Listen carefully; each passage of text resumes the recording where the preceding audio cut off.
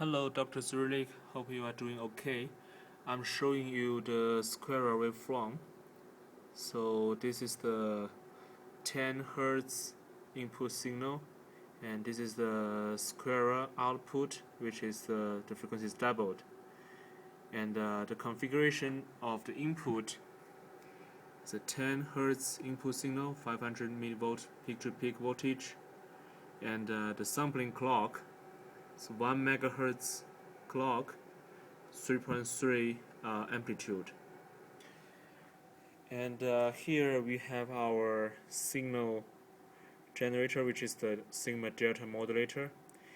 And the output and clock feed into the FPGA. I'm making the wire shorter, but still I cannot avoid this single wires. And here is our low-pass filter. It's a second-order low-pass filter with 2 resistors and 2 capacitors. And this is the schematic. So it's 100K, 18 nanofarad, 100K, 15 nanofarad. Cutoff frequency 36.9 Hertz. So we are showing 10 Hertz input, and the Squarer output is 20 Hertz. And now I'm gonna to show you when I change the frequency of the sampling clock. So now the frequency of sampling clock is 1 megahertz.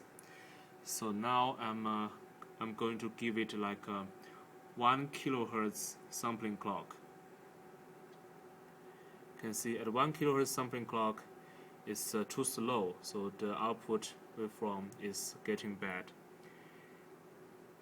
If I give it 10 megahertz sampling clock,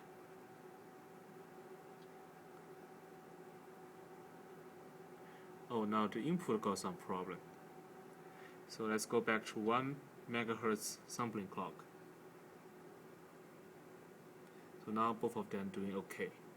So if I change the input frequency to 20 Hertz, because we have a cutoff frequency at 36 Hertz, so the output amplitude is getting smaller. So it's 10 Hertz, and I'm changing the output amplitude. You can see the output is saturated.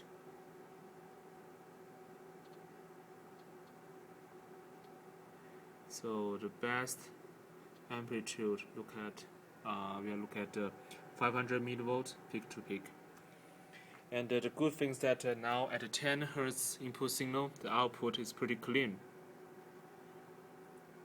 Oh, actually, I think I'm turning off the bandwidth limitation. Let me see. If I use full band, you can see some small glitches also at the output. If I use full band, see it's a little bit small glitches. I think next time we're gonna try to make a PCB with the coaxial cables instead of those small wires, although they are low frequency, like a megahertz, but I think still we might get some problem for these wires. That's it. If you have any question, just give me a call. Thanks.